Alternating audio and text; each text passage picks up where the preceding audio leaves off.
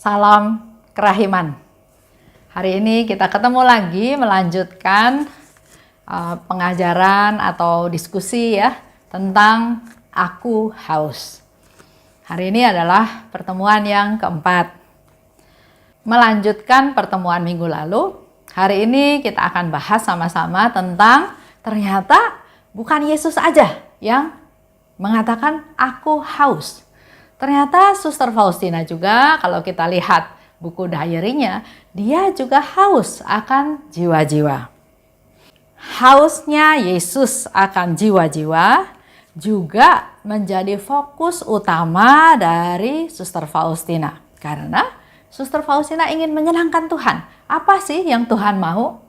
Tuhan katakan aku haus akan keselamatan jiwa-jiwa. Oleh sebab itu, dalam hidupnya Suster Faustina juga dia mengutamakan apa yang diminta oleh Yesus.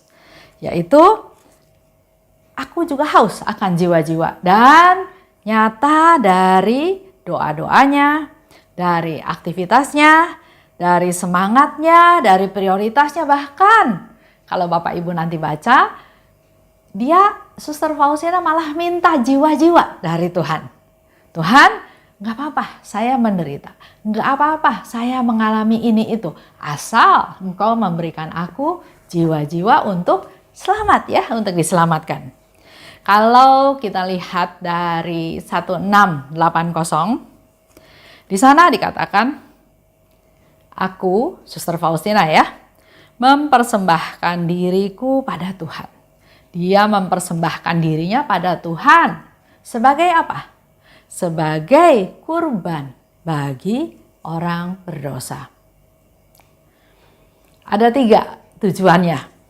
Yang pertama, supaya karya kerahiman menyebar ke seluruh dunia. Itu yang diminta oleh Suster Faustina. Yang kedua, supaya orang-orang berdosa, terutama yang sedang menghadapi ajal, dapat mengungsi kepada kerahimannya Tuhan. Itu Suster Faustina masih berharap, walaupun dia berdosa Tuhan, tapi di saat menjelang ajal, biarin dia juga masih bisa merasakan, masih bisa menerima, masih bisa menikmati kerahimannya Tuhan. Dan yang ketiga, dia berharap supaya karya kerahimannya terwujud. Tapi karena kita bicara tentang Suster Faustina yang haus akan jiwa-jiwa, maka kita hanya akan bahas yang nomor 2.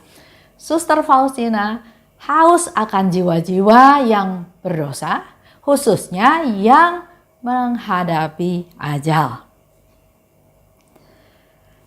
Untuk supaya keinginannya terpenuhi, dia katakan, terimalah kurban yang tidak pantas ini. Dia rendah hati, dia nggak berdaya, dia apa-apa, tapi dia minta sama Tuhan supaya Tuhan mau menerima persembahan yang tidak pantas ini. Ku persembahkan pada Bapa demi pertobatan orang-orang berdosa. Itu yang menjadi kerinduan dari Suster Faustina. Aku haus akan jiwa-jiwa, ya Kristus. Itu yang dikatakan oleh Suster Faustina kepada Yesus. Kalau kita lihat di 483, di sana juga Suster Faustina menginginkan jiwa-jiwa. Dikatakan ya Allah, betapa besarnya kerinduanku agar jiwa-jiwa mulai mengenal Engkau. Suster Faustina sangat rindu. Begitu banyak jiwa yang belum kenal tentang kerahiman Tuhan, belum tahu kebaikan Tuhan, bahkan di antara mereka menganggap Tuhan itu nggak baik. Nah, Suster Faustina sangat rindu supaya jiwa-jiwa itu mengenal kebaikan Tuhan dan menyadari bahwa Engkau telah menciptakan mereka terdorong oleh kasih-Mu yang tak terselami. Itu yang menjadi harapannya Suster Faustina. Jadi setiap manusia yang diciptakan, yang ada di dunia, Tuhan menciptakannya bukan asal-asalan. Tuhan menciptakannya dengan dasar kasih. Engkau diciptakan oleh Tuhan, terdorong oleh kasih-Nya Tuhan yang tidak terselami. Nah, itu yang perlu kita pegang, perlu kita wartakan, perlu kita beritakan. Jangan malah kita yang menghina mereka. Mereka diciptakan oleh Tuhan dengan dasar kasih yang tidak terselami. Jadi kalau misalnya kita dulu ya, lihat orang bodoh, aduh bodoh bener sih. Misalnya, udah diajarin masih nggak ngerti, kok bodoh sih? Kita sering mengungkapkan itu ya secara spontan. Tapi kata-kata itulah yang membuat orang lain bukan termotivasi tapi menjadi semakin terpuruk. Hari ini kita semua dikasih tahu bahwa Suster Faustina berharap supaya semua jiwa-jiwa tahu bahwa mereka diciptakan oleh Tuhan, terdorong oleh kasih-Nya Tuhan. Mereka diciptakan atas dasar kasih-Nya Tuhan.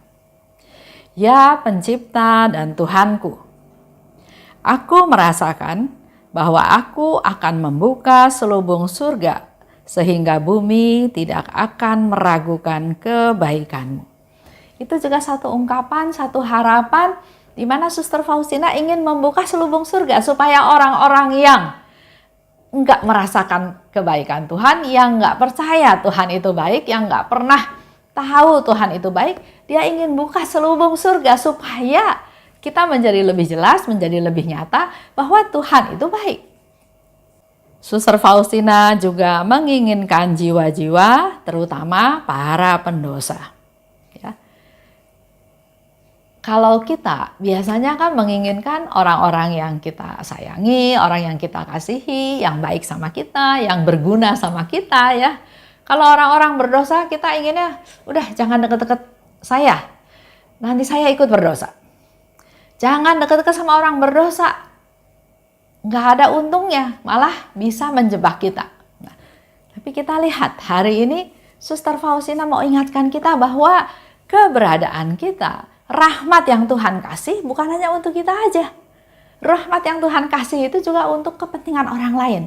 Oleh sebab itu, Suster Faustina katakan, aku menginginkan jiwa-jiwa terutama orang-orang berdosa.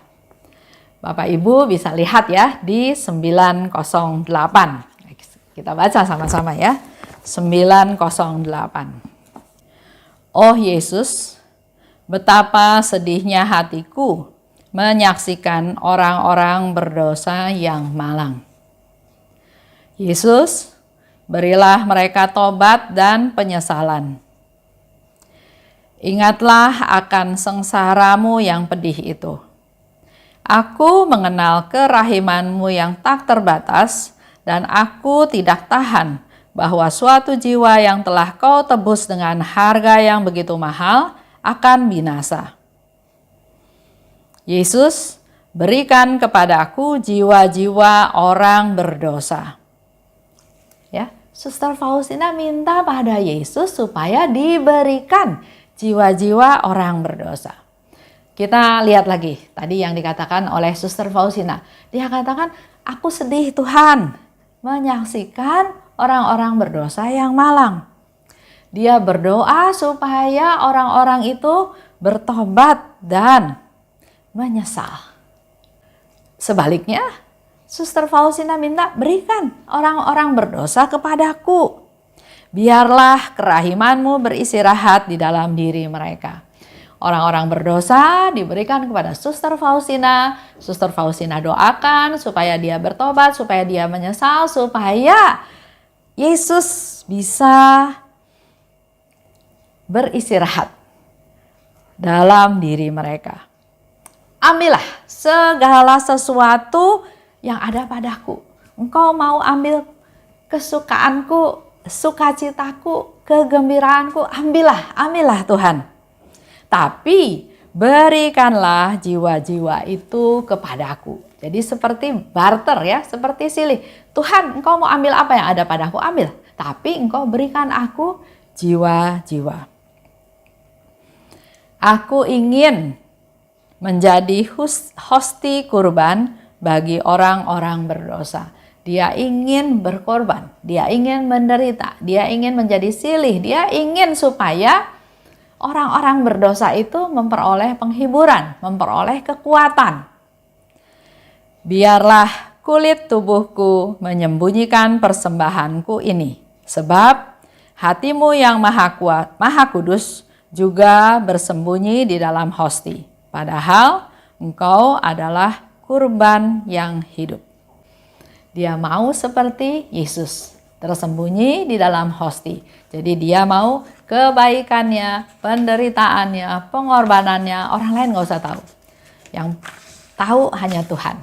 Dan dia berikan itu semua kepada Tuhan dan dia minta jiwa-jiwa. Lanjut ya, di 1325. Suster Faustina mendorong jiwa untuk percaya pada kerahiman Tuhan. Karena dia tahu begitu banyak jiwa-jiwa yang gak percaya pada kerahiman Tuhan. Oleh sebab itu, Suster Faustina juga haus akan jiwa-jiwa tersebut supaya jiwa-jiwa ini percaya pada kerahiman Tuhan. Dengan jelas di 1325 dikatakan, dengan setiap denyut jantungku, ya, aku ingin memuji kerahimanmu yang tidak terselami. Setiap saat, setiap detik, setiap tarikan nafas, setiap denyutan jantung, dia ingin memuji kerahimannya Tuhan. Aku ingin menuturkan kebaikanmu pada jiwa-jiwa.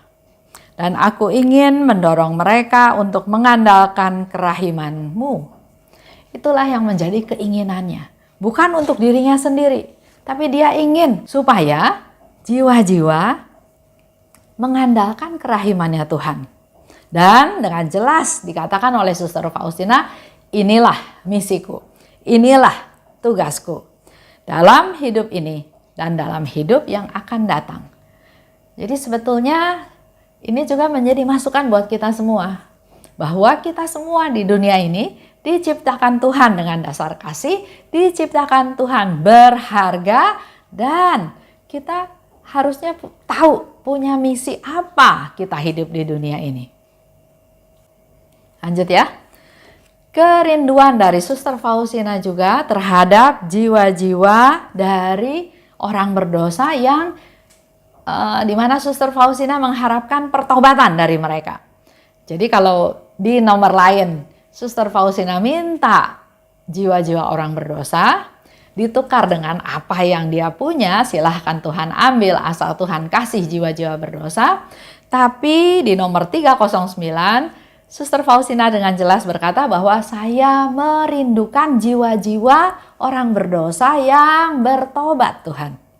Dia berharap supaya orang-orang berdosa itu bertobat.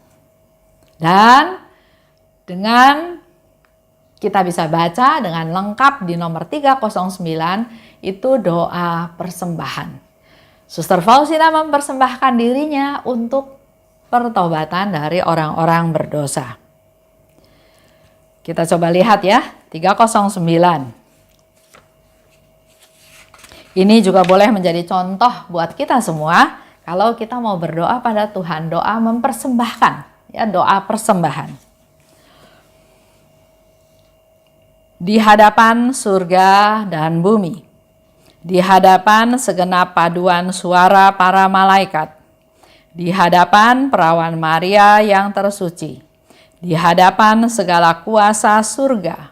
Jadi dia ada kesungguhan melakukan doa persembahan ini dengan kesungguhan, bukan asal aja terus besok lupa terus udah nggak melaksanakan. Tapi di 309 ini menunjukkan Suster Faustina berdoa dengan sangat serius sehingga dia katakan di hadapan Bunda tersuci, di hadapan surga, di hadapan segenap paduan suara malaikat. Jadi ada saksinya ya. Aku menyatakan kepada Allah Tritunggal bahwa hari ini dalam kesatuan dengan Yesus Kristus penebus jiwa-jiwa, aku mempersembahkan diriku secara sukarela untuk pertobatan orang-orang berdosa, khususnya jiwa-jiwa yang telah kehilangan harapan akan kerahiman Allah. Jadi dia mempersembahkan dirinya dengan sukarela. Di situ disebutkan ya, bukan dengan terpaksa, bukan karena takut, tapi dengan sukarela untuk pertobatan jiwa-jiwa. Terutama jiwa-jiwa yang telah kehilangan harapan akan kerahiman Allah. Baru berapa hari yang lalu ya, teman saya cerita sama saya baru tahu Bu, orang yang kehilangan akan kerahiman Allah, kehilangan pengharapan akan kerahiman Allah. Kalau kita tahu Allah Maha Rahim, sebesar apapun dosa saya, segagal apapun saya, sejelek apapun, serendah apapun orang menilai saya, tapi kalau saya masih punya pengharapan pada Tuhan, pada kerahimannya, pada kebaikannya, pada kemurahannya, maka saya nggak akan ambil jalan pintas.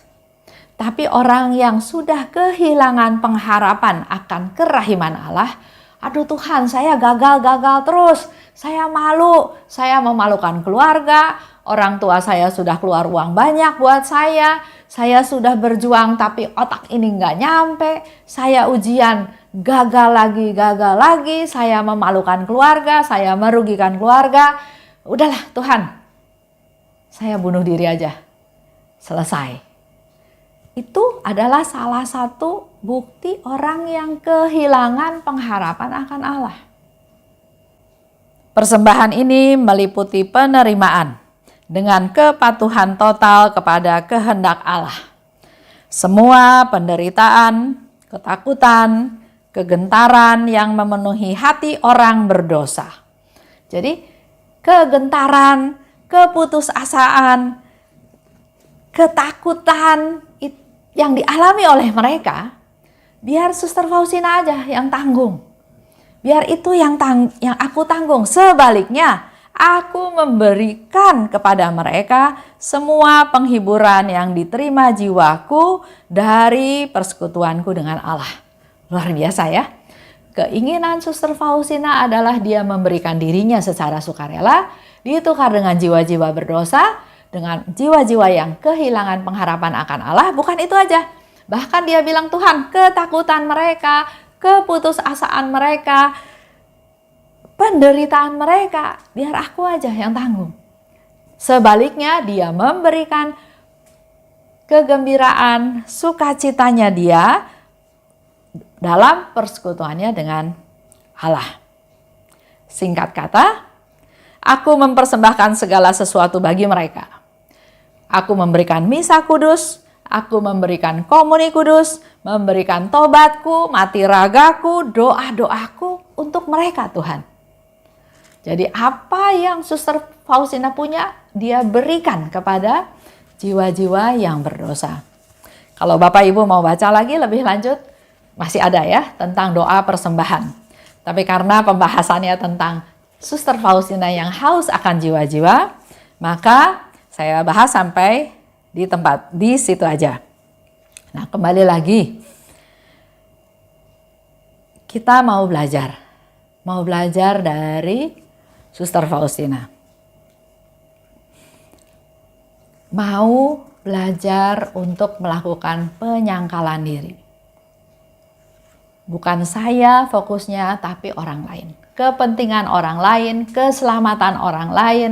Bahkan dia katakan, nggak apa-apa, saya yang menderita, saya yang ketakutan, saya yang putus asa, itu yang saya rasakan. Tapi apa yang saya punya, saya berikan kepada mereka. Luar biasa ya. Buat Bapak Ibu yang juga barangkali sekarang sedang mengalami sesuatu, putus asa dengan penyakit yang tidak sembuh-sembuh, khawatir masa depan yang makin tidak pasti, COVID masih terus ada dengan segala macam mutasinya. Ada orang yang cerita juga dia sudah hidup dengan prokes dengan baik, tapi tertular tanpa terduga. Ada yang meninggal muda dan banyak hal ya yang membuat orang jadi semakin tidak pasti bagaimana masa depan mereka. Yang khawatir, yang putus asa, yang ya mungkin ada problem dalam keluarga, Hari ini Suster Faustina memberikan satu sharing yang luar biasa buat kita semua.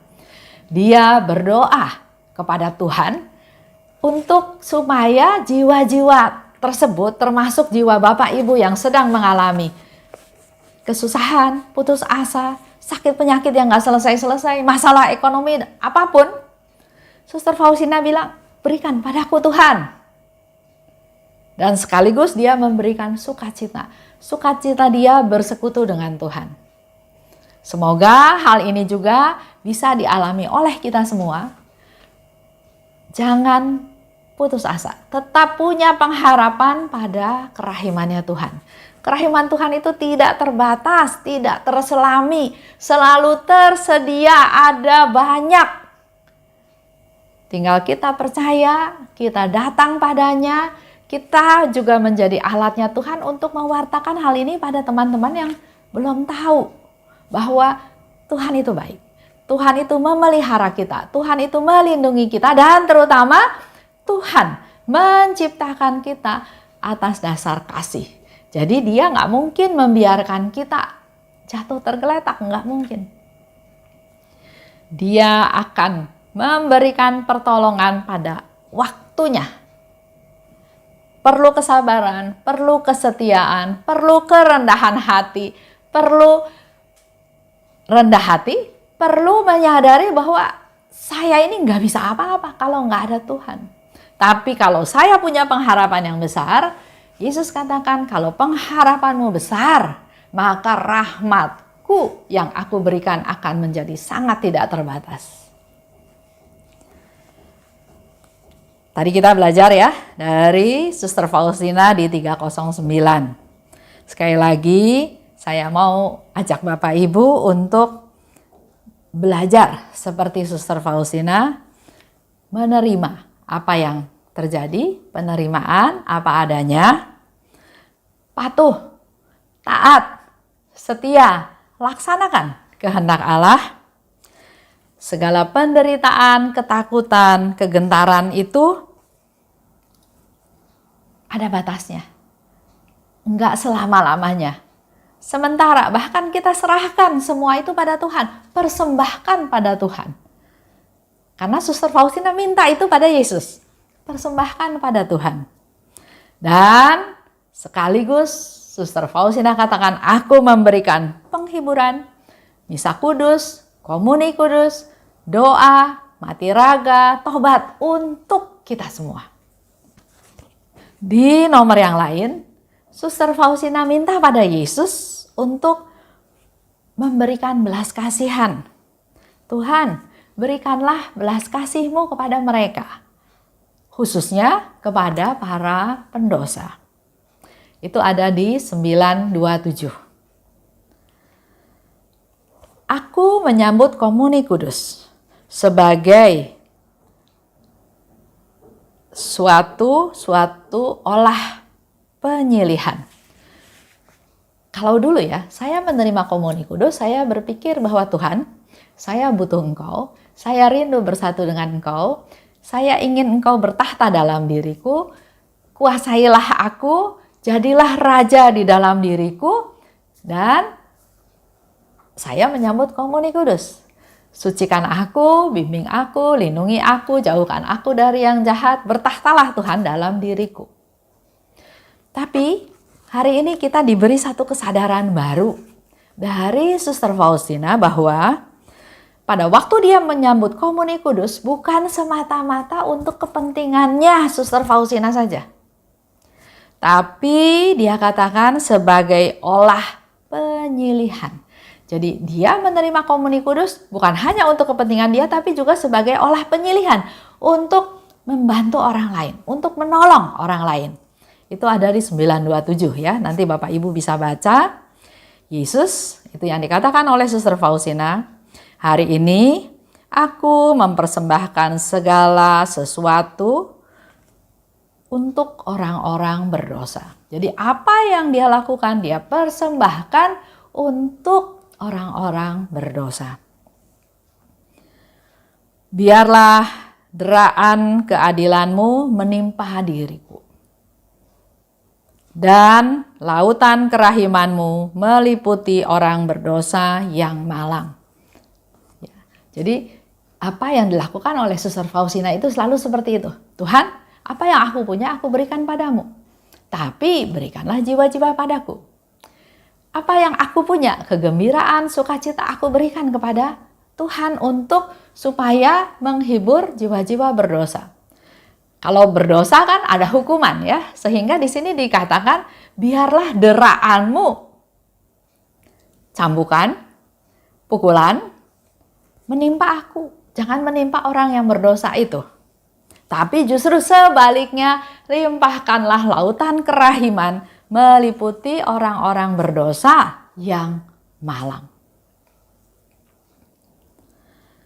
Di 619. Suster Faustina mempersembahkan segala sesuatu untuk jiwa-jiwa.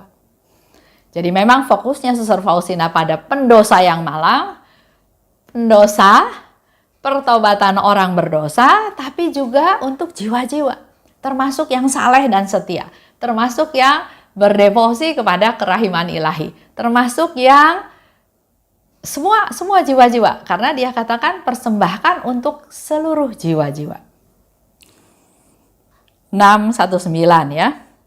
Wujud daripada yang doa yang dilakukan dikatakan oleh Suster Faustina memberi silih bagi para pendosa yang malang. Itu wujud ya.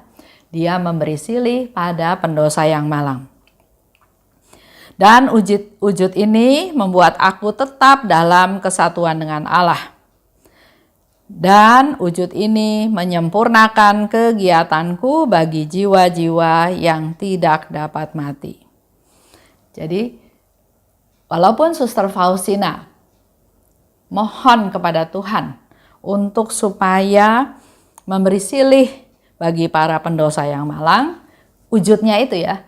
Tapi dengan wujud seperti itu maka akan menjadi ada keterikatan dia dengan Tuhan semakin dekat. Contoh, kalau kita melakukan novena dengan wujud tertentu. Nah, dengan punya niat tertentu, dengan punya wujud tertentu, maka kita akan menjadi semakin tekun, semakin setia. Saya ikut novena dengan wujud tertentu. Artinya saya akan berusaha sedemikian rupa supaya novena 9 hari ini, 9 kali ini, jangan ada yang bolong. Tapi bisa terpenuhi dengan adanya wujud tersebut. Jadi ada satu pengharapan daripada tanpa wujud. Nah, begitu pula Suster Faustina punya wujud supaya apa yang dia lakukan bisa menjadi silih untuk pendosa yang malang. Dan dikatakan dengan wujud ini membuat aku tetap dalam kesatuan dengan Allah. Karena dia kan selalu minta jiwa-jiwa orang berdosa pada Yesus. Sehingga tetap ada dalam kesatuan dengan Allah. Dan dengan wujud ini menyempurnakan kegiatanku bagi jiwa-jiwa yang gak bisa mati. Memang jiwa-jiwa gak bisa mati ya, tapi dengan punya keinginan seperti itu, maka kegiatan-kegiatan dia menjadi semakin sempurna. Coba nanti Bapak Ibu bisa praktekkan di rumah ya, dalam doa. Contoh ya, saya nggak tahu, mungkin di setiap keluarga, dalam diri kita masing-masing ada masalah. Kalau kita berdoa biasa saja, tidak ada masalah, ya biasa-biasa aja. Tapi kalau kita punya satu masalah, ya contoh, menghadapi satu masalah yang kayaknya nggak ada solusinya, deadlock, nggak ada jalan keluar kayaknya.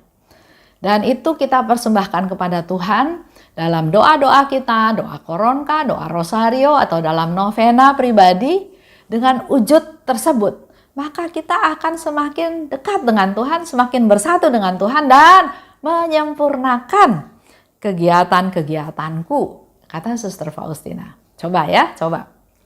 Jadi bersyukur kalau kita sedang menghadapi suatu masalah.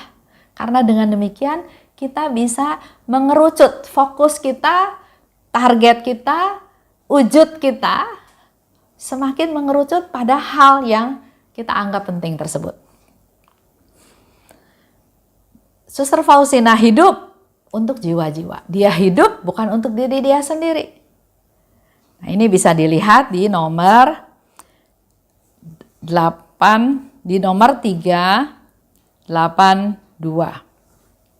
Aku tahu bahwa aku hidup bukan untuk diri sendiri, tapi untuk sejumlah besar jiwa. Begitu pula saya harap kita semua sadar bahwa kita hidup bukan untuk saya aja, bukan untuk keluarga saya aja, bukan untuk orang-orang yang dekat saya aja, tapi kita hidup itu untuk sejumlah besar jiwa. Karena apa yang kita lakukan, apa yang kita katakan, apa tindakan kita, itu akan berdampak pada banyak orang, baik secara langsung maupun tidak langsung. Maka kita harus punya kualitas hidup yang baik, karena apa yang kita lakukan itu berdampak pada sejumlah besar jiwa.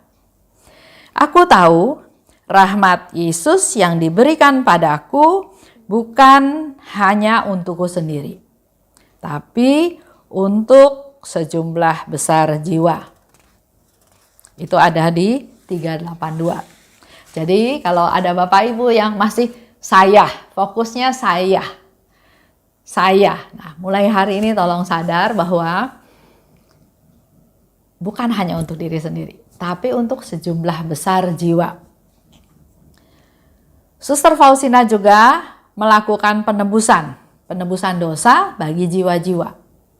Kita bisa lihat di 694. Kembali lagi, dia menjadi silih dari jiwa-jiwa.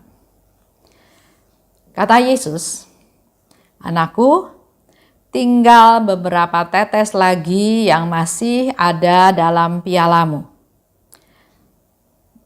Tidak akan lama lagi. Itu yang Yesus katakan. Dengan segala macam penderitaan, dengan segala macam apa yang dialami oleh Suster Faustina, sampai Yesus berkata bahwa tinggal beberapa tetes lagi yang masih ada dalam piala. Dan tidak lama lagi. Kematian sama sekali tidak akan menghancurkan apa yang baik. Itu yang dikatakan oleh Suster Faustina.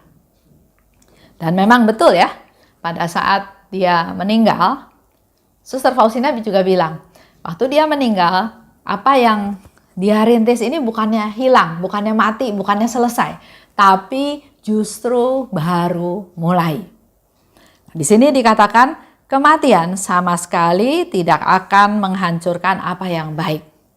Oleh sebab itu Bapak Ibu, walaupun kita nanti suatu hari mati, tapi kalau kita meninggalkan hal yang baik, maka hal baik itu akan terus berdampak kepada orang lain. Begitu pula dengan kalau kita melakukan yang tidak baik. Misalnya, ngajarin anak mencuri. Anak itu merasa nggak bersalah, mama saya yang ajarin. Suatu pengajaran yang tidak baik, kita mati. Apakah selesai? Apakah anak itu bertobat? Belum tentu. Karena dia diajar yang nggak baik, dia punya karakter juga yang jelek, maka dia juga bisa menularkan ketidakbaikan itu kepada orang lain. Dan ingat, pada hari pengadilan nanti kita semua akan diadili oleh Tuhan apa yang sudah kita lakukan.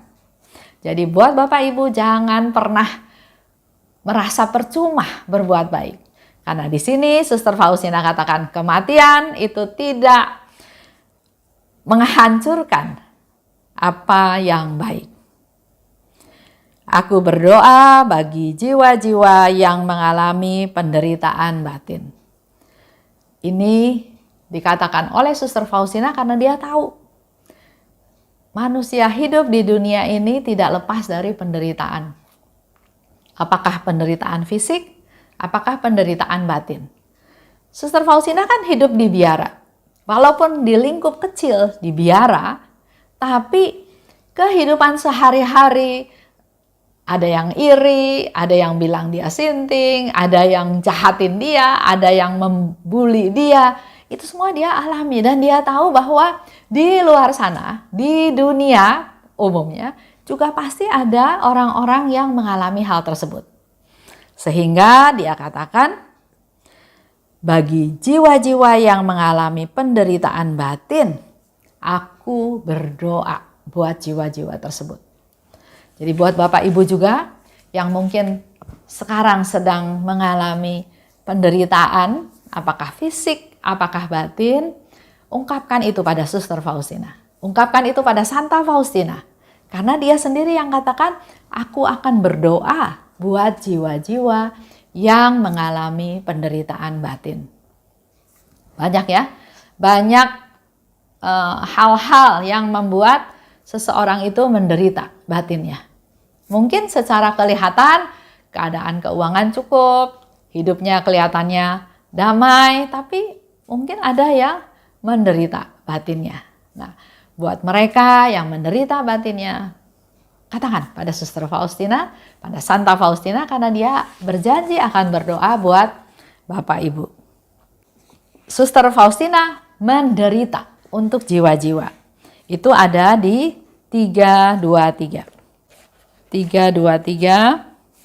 Aku mempersatukan penderitaan-penderitaanku dengan penderitaan Yesus dan mempersembahkannya untuk diriku sendiri dan untuk pertobatan jiwa-jiwa yang tidak percaya akan kebaikan Allah. Jiwa-jiwa yang tidak percaya kepada kebaikan Allah, Suster Faustina berharap supaya jiwa-jiwa tersebut bertobat.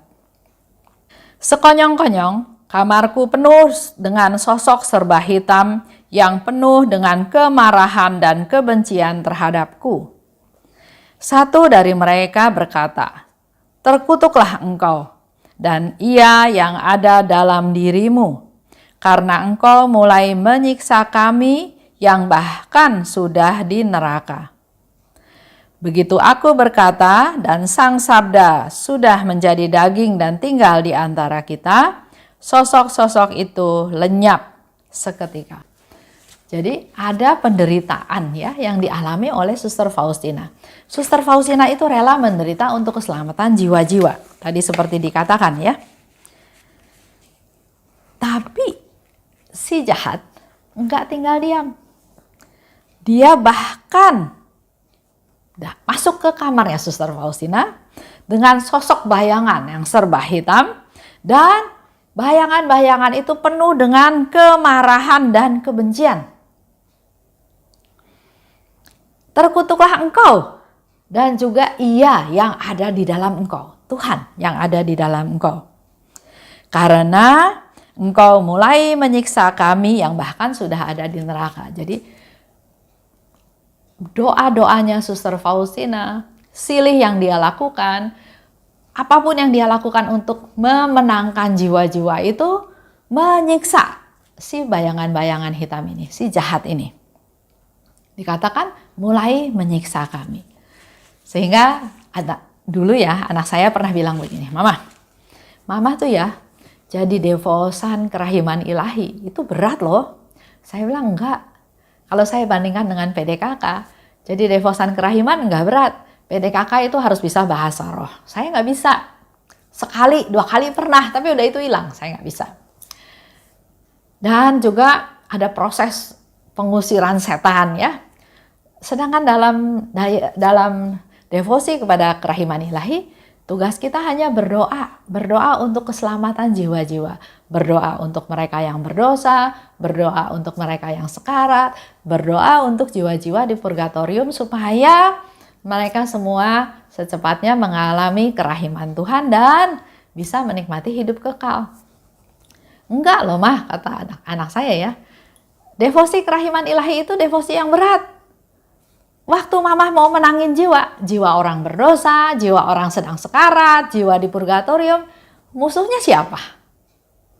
Yang nggak suka siapa? Saya bilang ya yang nggak suka setan, si jahat. Nah itulah musuh Mama. Jadi kalau kita berdevosi kepada kerahiman ilahi, kitanya harus betul-betul kuat, jangan keganggu, jangan kalah, jangan tidak siap. Sehingga saya selalu bilang sama teman-teman bahwa yang kita lakukan ini adalah suatu misi yang besar. Menyelamatkan jiwa-jiwa. Pernah juga anak saya bilang, Mah, kalau Mama punya uang, Mama mau bikin panti asuhan atau mau bikin panti jompo? Terus saya tanya dia balik, kalau kamu mau apa? Dia bilang dia panti asuhan, mendidik anak-anak supaya menjadi benar. Saya bilang kalau saya panti jompo. Kenapa panti jompo? Panti jompo kan orang-orangnya udah jompo, udah nggak berguna. Saya bilang tapi dengan kita membuat panti jompo, kita mempersiapkan mereka secara jasmani dan rohani supaya mereka semua pulang ke rumah Tuhan. Ya benar juga ya, iya karena yang kecil menjadi besar belum tentu selamanya baik atau selamanya jahat. Tapi kalau sudah di titik-titik terakhir, ya kita berusaha sedemikian rupa supaya jiwa-jiwa ini diselamatkan. Itu obrolan, itu cita-cita ya yang memang belum terlaksana. Tapi itulah menjadi masukan buat kita semua. Walaupun kelihatannya sederhana, tapi kita punya PR yang besar, punya tugas yang berat. Tapi Bapak Ibu jangan takut, jangan khawatir karena kita punya Tuhan yang lebih besar, kita punya Tuhan yang penuh kuasa. Bahkan Yesus bilang, serahkan keberadaanmu. Bahkan Yesus bilang, kamu lakukan aja yang kamu bisa. Yang kamu lemah, yang kamu nggak bisa, nanti aku yang akan selesaikan. Aku yang akan kuatkan kamu supaya kamu mampu. Ya ini sedikit masukan buat Bapak Ibu semuanya. Kita lanjut ya. Jadi jangan takut karena kita memang sudah dipilih oleh Tuhan untuk menjadi devosan kerahiman ilahi. Menjadi alatnya Tuhan untuk berdoa, untuk menyelamatkan jiwa-jiwa banyak orang. Terutama yang berdosa, pendosa yang malang, pendosa yang nggak mau bertobat, yang nggak menyesal atas dosa-dosanya, orang-orang yang sedang sekarat, dan orang-orang di purgatorium. Lanjut, di nomor 72. Kita lihat lagi nomor 72. Di sana Suster Faustina mempersatukan dirinya dengan sengsara dan darah Kristus. Oh Yesus, kebenaran yang kekal, kehidupan kami, aku berseru kepadamu dan aku memohon kerahimanmu bagi para pendosa yang malang. Oh, hati Tuhanku yang amat manis, yang penuh belas kasih dan kerahiman yang tak terhingga. Di hadapanmu aku ingin membela orang-orang berdosa yang malang. Oh hati yang maha kudus, sumber kerahiman. Darimu memancar sinar rahmat yang tak terselami atas seluruh umat manusia. Aku memohon kepadamu terang bagi orang-orang berdosa yang malang. Oh Yesus, ingatlah akan sengsaramu yang pedih itu. Dan jangan biarkan musnah jiwa-jiwa yang sudah ditebus dengan harga yang sedemikian mahal, yakni darahmu yang amat mulia. Oh Yesus, apabila aku ingat akan begitu besarnya nilai darahmu, aku bersukacita akan kuasanya yang tak terbatas, karena hanya satu tetes saja sudah cukup untuk menyelamatkan semua orang berdosa.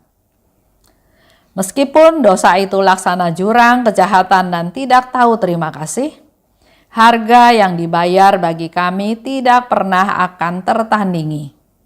Oleh karena itu, biarlah setiap jiwa berserah kepada sengsara Tuhan dan menaruh harapan pada kerahimannya.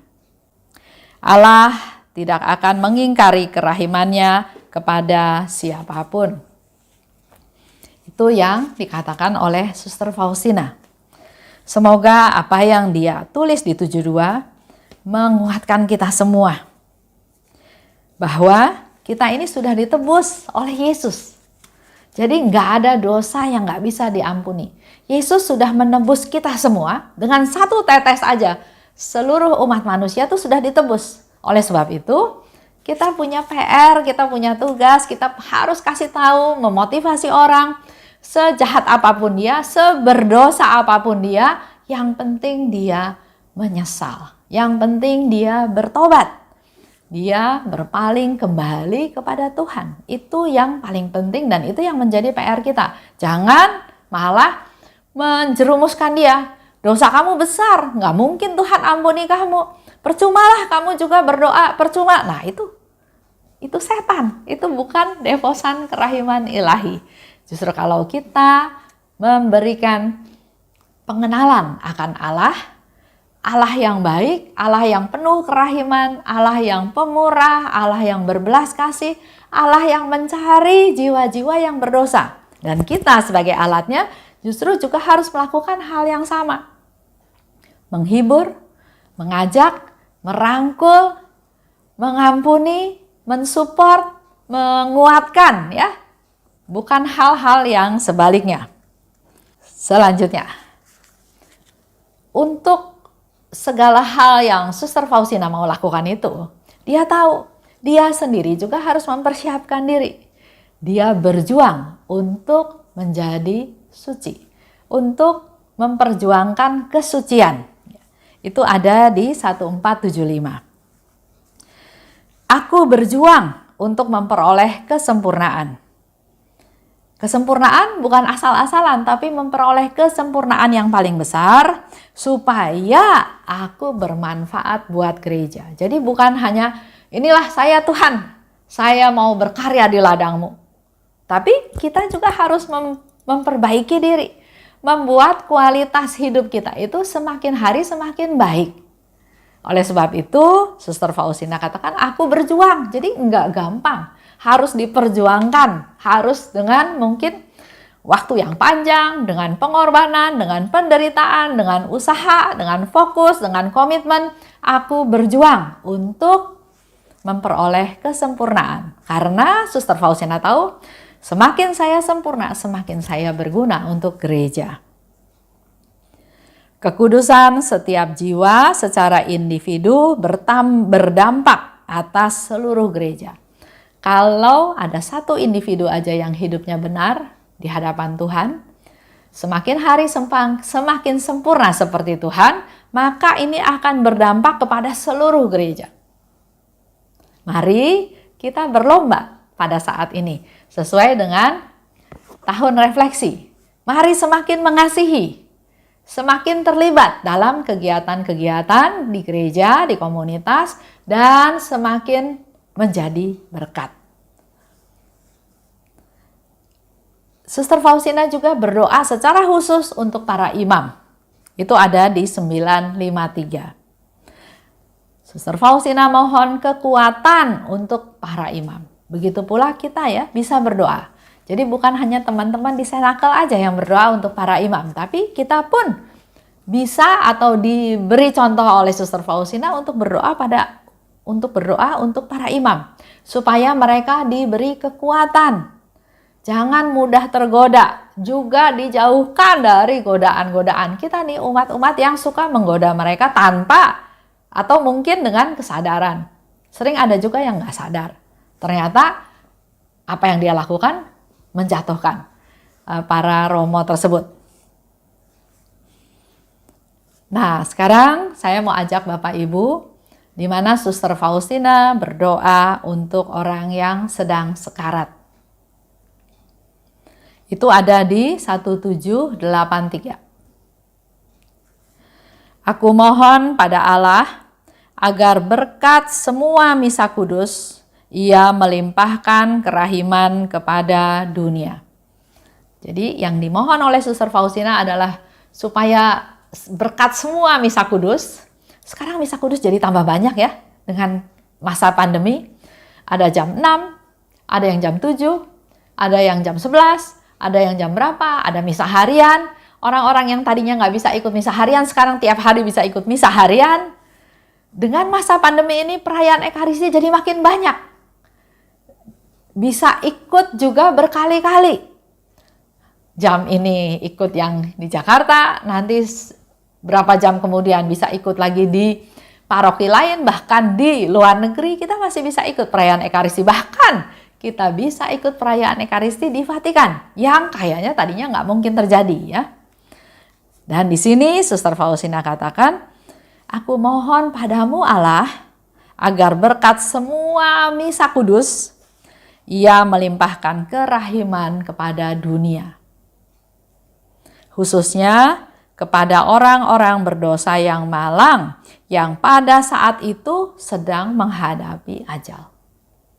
Suster Faustina tahu masih banyak orang yang berdosa. Pada saat sekarat itu dia masih tetap berdosa. Kalau orang yang mengalami sakit, dia tahu ya keadaan dirinya, dia tahu, maka dia bisa mulai membuat persiapan buat dirinya dia sendiri. Minta ampun sama Tuhan. Juga minta maaf sama anggota keluarga, mungkin sama suaminya, mungkin sama istrinya, mungkin sama orang tuanya, sama anak-anaknya. Dia bisa bilang, itulah persiapan-persiapan. Di samping itu dia juga berdoa, mempersiapkan diri. Buat para devosan, pasti dia berdoa koronka setiap hari. Mohon pengampunan dari Tuhan. Mohon supaya Tuhan kalau saatnya datang bukan sebagai hakim tapi sebagai Allah yang Maha Rahim. Nah, dalam hal ini, Suster Faustina minta supaya semua misa kudus yang ada, Tuhan melimpahkan kerahiman pada orang berdosa yang sedang sekarat. Dan ada jawaban dari Allah, bahwa ribuan jiwa telah menerima rahmat karena doa yang kusampaikan kepada Allah. Jadi nggak ada doa yang sia-sia.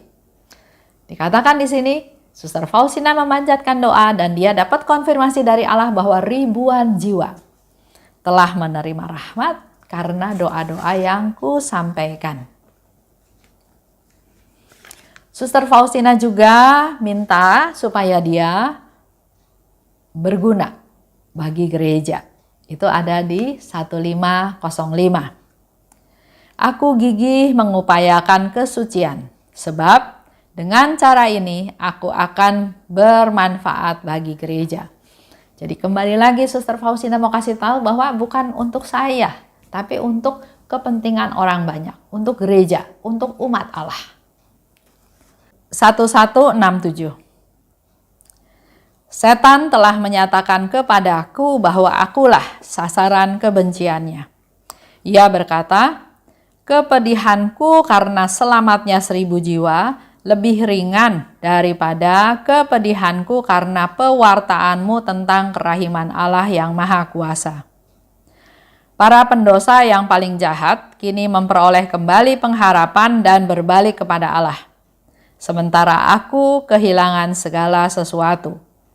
Lebih dari itu, dengan kerahiman Sang Maha Kuasa yang tak terbatas itu, engkau sungguh-sungguh menganiaya aku.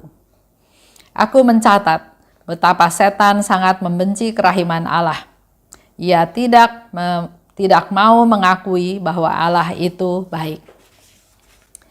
Ini menjadi satu permenungan buat kita semua ya, bahwa apa yang kita lakukan pasti tidak disukai, tidak disenangi oleh setan.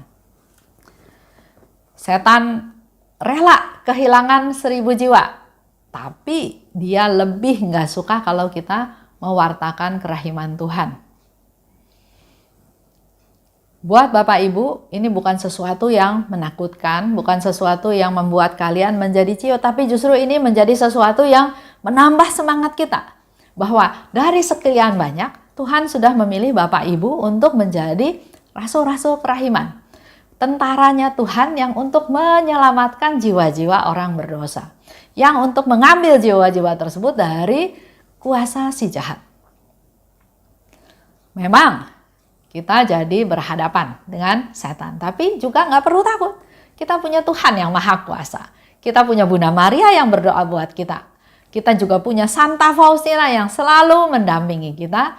Dan terlebih lagi, Tuhan kita, Tuhan yang Maha Kuasa, nggak ada kuasa apapun yang bisa mengalahkan Tuhan. Kita kuat, kita berpegang padanya, kita mengandalkan Tuhan, dan dengan semakin kita memenangkan jiwa-jiwa, kita menyenangkan hati Tuhan. Karena Suster Faustina melanjutkan apa yang Yesus katakan. Yesus katakan, aku haus akan keselamatan jiwa-jiwa. Dan karena Suster Faustina sayang pada Yesus, Begitu pula kita sayang pada Yesus, kita sayang pada Suster Faustina, maka kita pun perlu melakukan apa yang menjadi kerinduannya Tuhan, yaitu keselamatan jiwa-jiwa. Untuk minggu depan, kita akan bahas tentang apa sih yang diminta Yesus kepada Suster Faustina.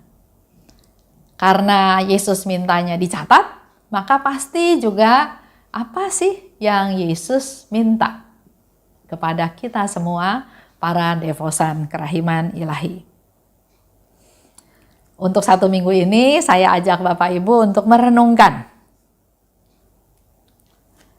apa tujuan hidup kita. Apa sih misi hidup kita masing-masing. Mari kita juga luangkan waktu berdoa, mohon pada Tuhan, dan mencari